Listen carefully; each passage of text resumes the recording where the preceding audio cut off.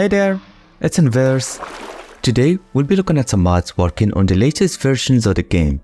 Some of them are for 1.1 and 1.1, but those are the heavy content ones that can't update every 2 days. Now without any further ado, let's dive into the video. First we have Goat Expansion. With this mod, goats will be more meaningful in Minecraft. Their horns are going to be used to craft the rams, a block that breaks things if pushed by a piston. I see many uses for this mechanic. Maybe you could create a redstone drill or something. The goats can also be milked, and they will drop raw ham upon death, which can be prepared into a nutritious food source. Lastly, blowing horns on an ancient city will summon a warden. I really don't know what kind of maniac would do that willingly, but it's nice to have it on the list. This is a very fun mod, and will incentivize you to build a goat farm for all the benefits mentioned earlier. Back in June, I showcased a mod that made it possible to armor up the Happy Ghast, and even enchant said armor to be more protective and to even boost the speed of the Ghast. This next mod, however, will take the Happy Ghast a step further, making it possible to shoot fireballs from this mob, turning it into a weapon of mass distraction. Using a warp fungus on a stick, the Happy Ghast will start shooting fireballs at an incredible rate, which is a bit overkill. I recommend for the author to add a cooldown or something. Combining the two mods, you will turn this peaceful mob into a highly viable battle companion. Sweety's Garden is a mod that will enhance nature in Minecraft through decorating the floors with a plethora of new flower types, effectively building upon the Spring to Life update. Some of these flowers are quite abundant, easily found anywhere. Others are rare and worth keeping. The flowers here don't offer anything new. Just like their vanilla counterparts, you can use them to create dyes or place them on a pot for decorations. This isn't necessarily a bad thing. The mod was supposed to be a VanillaPLUS mod, expanding upon the base game rather than overhauling it with new mechanics and features. So, cheers for Sweety. They did an awesome job developing this project. Mutant Monsters is a mod that revived an ancient project called Mutant Creatures. It's also the first good quality boss fight mod to update to the latest release this early. The bosses here were a stronger version of the vanilla mobs, mutated through a new potion called Chemical X. All of these monsters featured a high number of attacks, and the animations were quite awesome. Some of the monsters may also be allies like mutated Snow Golem. The fights against these new bosses were meaningful. Upon defeat they drop unique items, tools or armors that can empower you greatly. I'm glad to see great mods being updated so early. I'd only wish for Mojang to slow it down a bit. 3 releases in 1 month is so much for the developers to keep up with. Abridged is a world generation mod that adds beautiful bridges that generate randomly on the world. There are 11 types of bridges you may come across, different in size and building style too. I'm especially fond of this huge brickstone bridge. It connects the ends of the valley accurately with no walls bugs, and from afar it looks marvelous. So far I haven't seen any out of place bridges, but there were few instances where the bridges spawned one next to the other. That's the only issue I could name. When infiltrating a mansion, the evokers are usually the worst opponent you could face, topped only by the Vindicators. God forbid you meet one of those guys. The evokers are terrible not just because of their magical abilities, but also due to the fact that their Vexxed remain alive and well after the evoker himself was unalived. This mod came to fix this dire issue. From now on, Vexxed will follow their creator to the other side. This way, you no longer have to worry about getting unalived right after defeating that mob. Some people may think this mod will make it overly easy for people and thus relinquish the fun, but I have to disagree. Excessive frustration can often halt motivation and lead many people to quit altogether. A mod like this can prevent burnouts. Up next we have Traveler's Backpack, a mod I was thrilled to see updating to the latest releases. This is a mod that adds a backpack made out of simple materials and features plenty of useful functions like a deployable bed. This base leather backpack can be crafted into other variants. The Dragon Backpack is great for fighting as it regenerates health and increases your strength. The Blaze Backpack cancels out fall damage.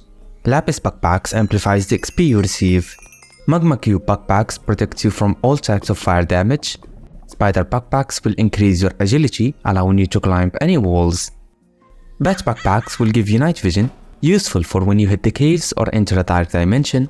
Fox Backpacks are cute, but more importantly, increase your speed and jump boost, ideal for crossing obstacles in the forest. And a final example I'll show you is the squid backpack. And naturally, it gives you water breathing. I would bring it if I'm fighting an oceanic boss or something of that sort. What's more, these backpacks can be upgraded to feature higher storage capacity, an integrated furnace, and more. I love how each backpack has its own use, which is better than having one backpack that serves no purpose beyond its storing capacity. Next up we have 2D Projectiles, a mod enhancing the animation of the arrows, giving them this neat rolling motion that adjusts to the speed of the projectile. Firework rockets were also affected, receiving a similar animation. You compare this mod with Perception, a mod that gives beautiful trails to any projectile. You can also add in 3D bow texture pack. This way the arrow itself has this 3D visual on the bow. I recently added this mod to my Fresh and Smooth mod pack. It worked nicely with the tons of other VFX and Fresh animation mods within the pack, so try it there to receive the full experience.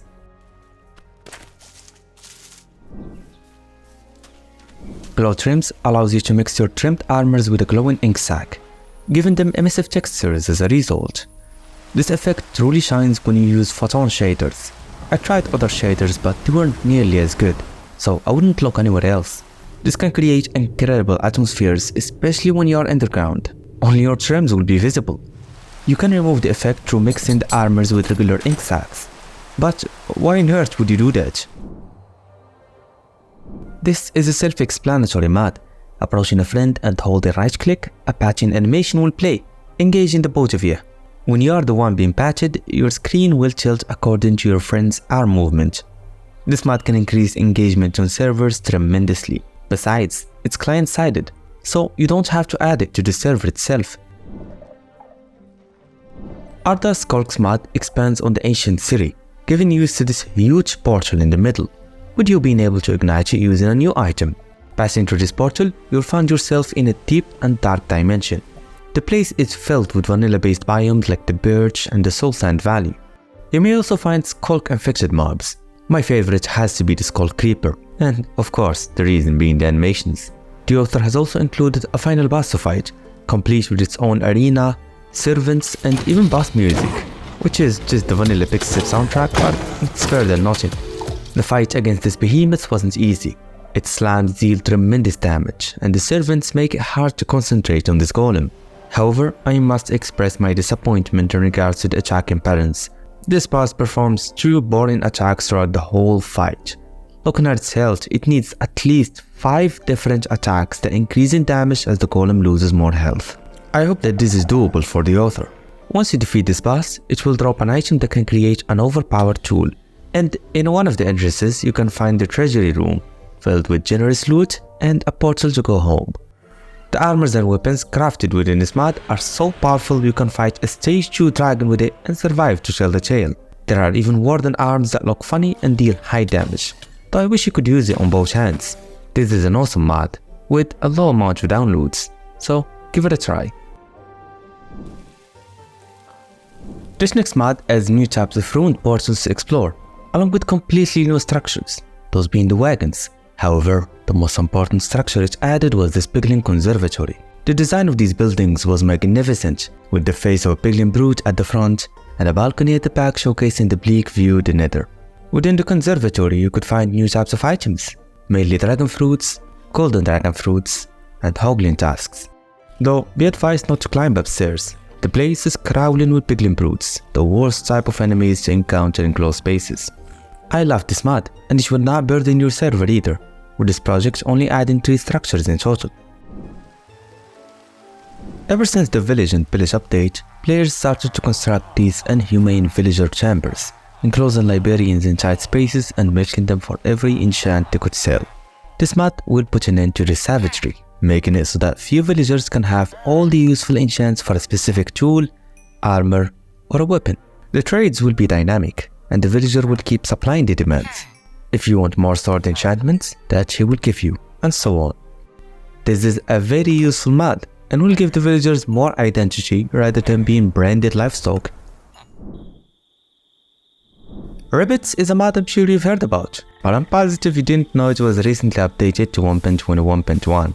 This mod added these cute frog people that do nothing but stroll around and play music. However, some of them can trade with you, mainly the fishermen and the merchants. There are also magicians that can cast spells, gardeners that will water the crops, and the fishermen I mentioned earlier. Those who can observe fishing on the nearest body of water. If you liked any of those frogs, grab it using the carry-on mod. I'm sure you'll find them resourceful. It's a pleasure to see more and more content mods updating to 1.21.1. I personally have had it with the performance issues in 1.21.1, not to mention the extremely long loading times, so it's about time we make a leap. This mod adds random commands that will trigger all sorts of fun events. I see this mod being used to kill time or cure boredom, so give it a quick try. You may not use it long term, but it's a fun experiment nonetheless. This mod will make it so that rotten flesh can be recycled into leather. You can process the rotten flesh into leather using a furnace. This mod can be crucial in modpacks, as you can obtain leather early game, then use it to craft an assortment of useful things, most importantly, backpacks. Mowzie's mobs recently updated to 1.21.1. This is a mod that requires no explanations, but for the newcomers, here's a quick recap. The project added 4 new bosses to fight, and a few mobs to encounter. The attacking styles and animations of these monsters were awesome, often requiring strategies and techniques, not just brute force to defeat them. I'm so glad such an incredible mod was updated to 1.21.1.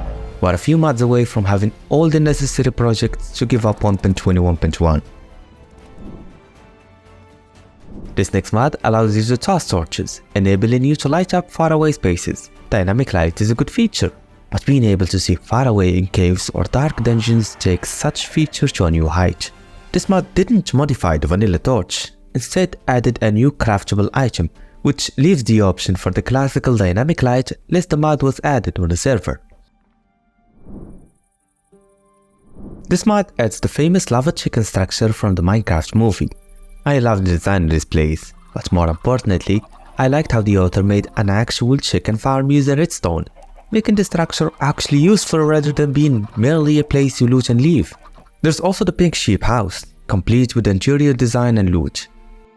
This is a fun mod to try, especially due to the chicken farm structure, so give it a try. This mod adds a vanilla-friendly auto-swap feature. When tools are placed on those extra 2 slots, they'll be automatically selected to fit the activity you're currently doing.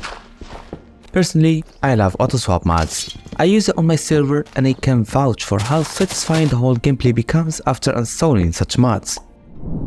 June's collection includes a new incredible boss fight, mods inspired by other video games, and Capybaras. That's gotta be the best part about it. Subscribe and turn on the bell not to miss out on any future episodes. I'll see ya in the next one, my friend.